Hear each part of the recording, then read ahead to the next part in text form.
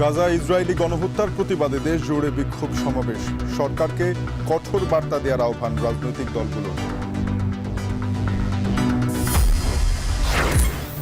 বিনিয়োগ সম্মেলনের শুরুর দিনেই স্টার্টআপে গুরুত্ব, চট্টগ্রামে ইকোনমিক জোন পরিদর্শনে পোশাক, আইটি, কৃষিতে বিনিয়োগে আগ্রহ।